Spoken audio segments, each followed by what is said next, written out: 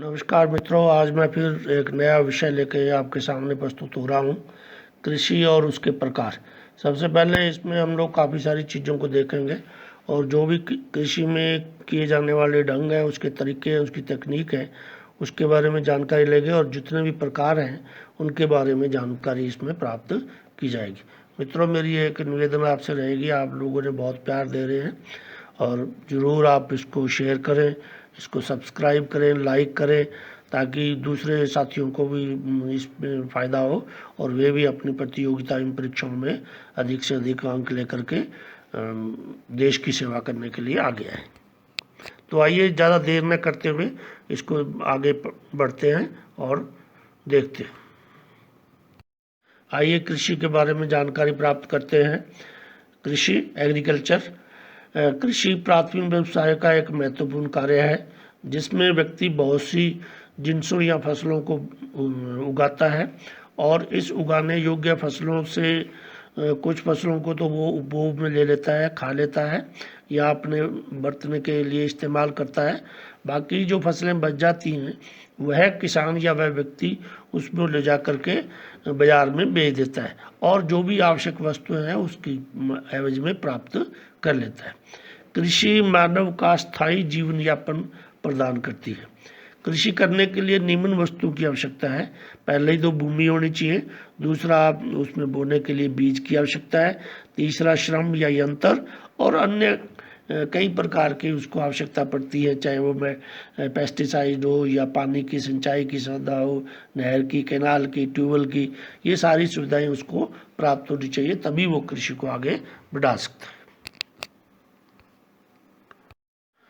Globe पर कृषि करने की बहुत सारी विधियां हमारे किसान साथियों ने अपनाई हुई हैं और पूरे विश्व में अलग अलग प्रकार की खेती करने के ढंग और तरीके अपनाए जाते हैं और ख़ास तौर पे दो बातें महत्वपूर्ण है, एक तो जल की प्राप्ति और दूसरा भूमि की उपलब्धि। इन्हीं दो आधारों पर ही खेती का करने का तरीका, करने का ढंग जो है बदल जाता है। तो जल की प्राप्ति के आधार पर पहले ड्राई फार्मिंग, दैट इज शुष्क खेती, सेकेंड आर्द्र खेती, दैट इज ह्यूमिड फार्मिंग, तीसरी जो है सिंचित खेती, इरिगेशन फार्मिंग। भूमि की उपलब्धता के आधार पर दो भाग इसमें किए जाते हैं। इंटेंसिव एग्रीकल्चर, दैट इज गहन कृषि, विस्तृत कृषि, एक्सटेंसिव एग्रीकल्चर।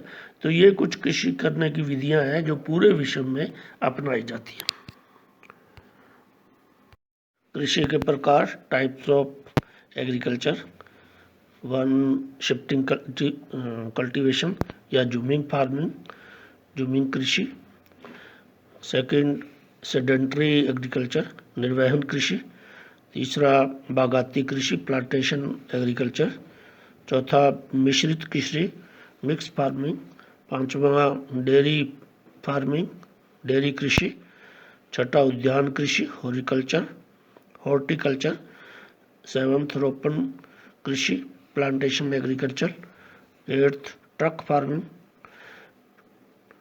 नाइन्थ, व्यक्तिगत कृषि, पर्सनल फार्मिंग।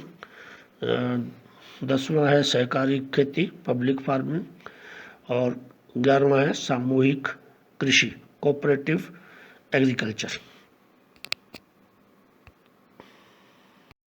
तो आइए सबसे पहले हम लोग बारी बारी से कृषि के प्रकारों को देखते हैं। सबसे पहले ड्राई फार्मिंग, शुष्क खेती। शुष्क खेती वह खेती होती है जहाँ कम जल मिलता है या वर्षा की जिन क्षेत्रों में कम मात्रा प्राप्त होती है उन क्षेत्रों में इस प्रकार की खेती की जाती है, लेकिन सिंचाई की सुविधा उन क्षेत्रों में बिल्कुल भी प्राप्त नहीं होती है।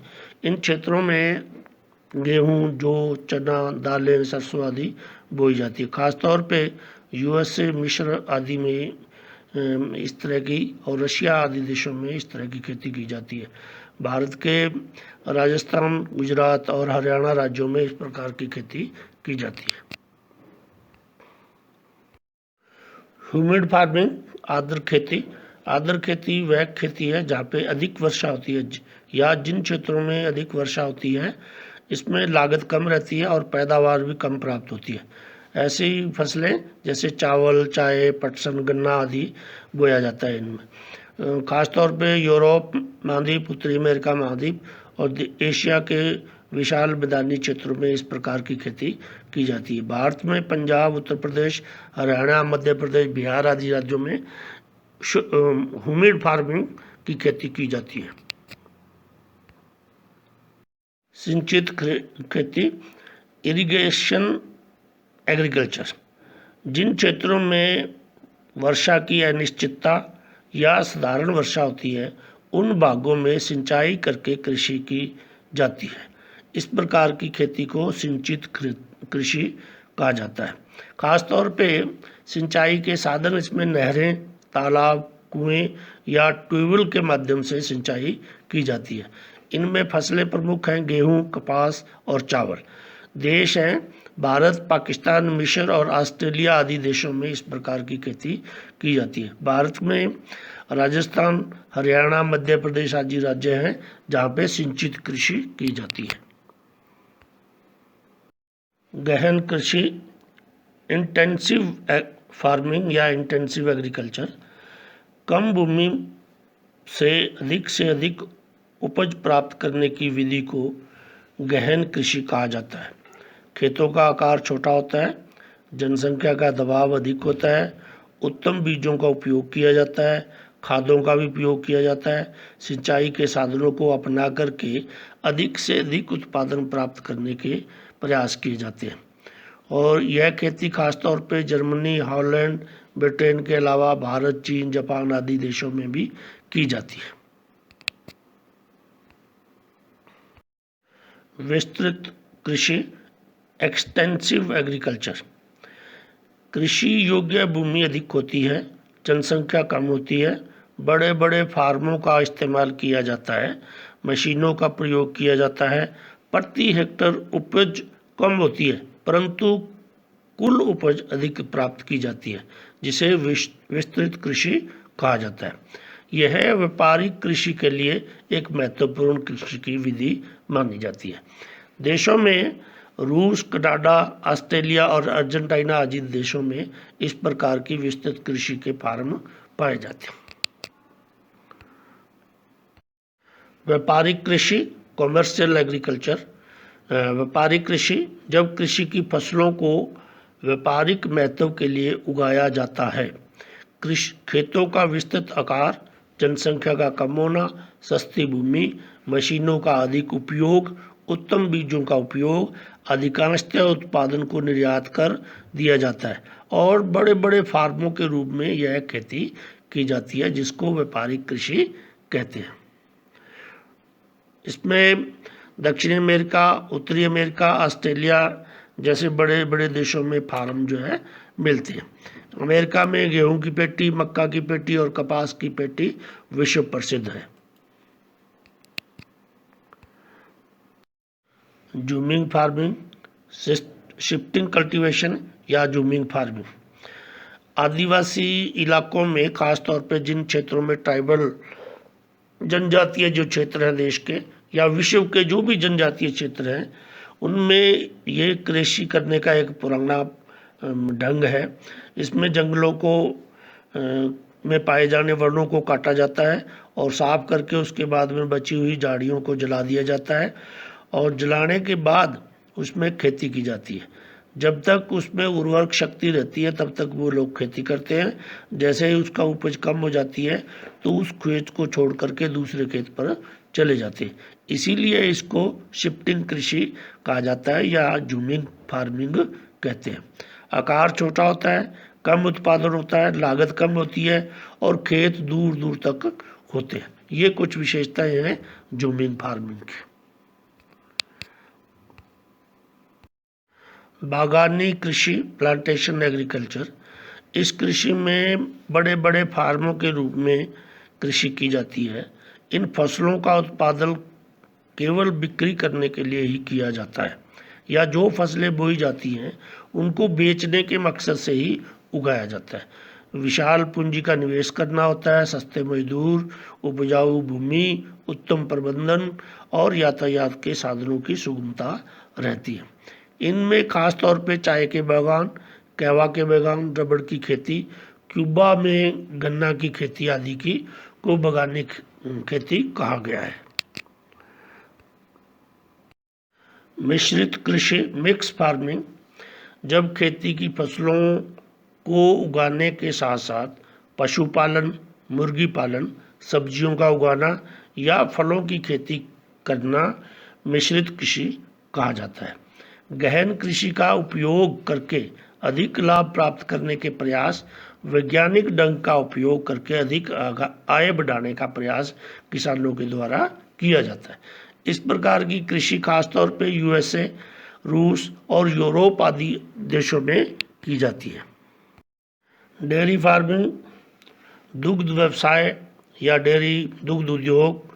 डेयरी फार्मिंग कृषि में दुधारू पशुओं का पाला जाता है तथा उनसे दूध, मक्खन, पनीर, जमाया हुआ दूध, पाउडर, दूध, दही और घी आदि को प्राप्त किया जाता है। इसमें अमेरिका के महान झील क्षेत्र, कनाडा का डेयरी उद्योग, न्यूजीलैंड और दक्षिण अफ्रीका का जो डेयरी उद्योग, जापान तथा भारत आदि देशों में इस प्रकार की कृषि की जाती है। रोपण कृषि, प्लांटेशन एग्रीकल्चर, उष्णकटिबंध के कम जनसंख्या वाले क्षेत्रों में विस्तृत क्षेत्रों में एक ही फसल की खेती को रोपण कृषि कहा जाता है।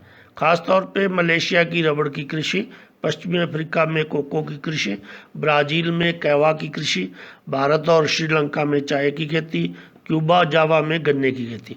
तो इस प्रकार एक ही फसल को उन विशाल क्षेत्रों में पैदा किया जाता है जिसको रोपण कृषि कहते हैं। ट्रक फार्मिंग, नगरों के आसपास वाले क्षेत्रों में सब्जी और फलों आदि की खेती की जाती है। ये सब्जियां और फलों को ताज़ा उत्पादित कर किसान रोजाना ट्रकों में लाद करके शहरों में बेचने के लिए आते हैं, जिसे ट्रक फार्मिंग कहा जाता है। अन्य कृषि के प्रकार, व्यक्तिगत कृषि, निजी तौर पे जो लोग अपने छोटे छोटे बड़े खेतों में खेती करते हैं उनका मालिकाना हक उन्हीं का होता है, नफा और नुकसान हो उसी व्यक्तिगत कृषि कहा जाता है।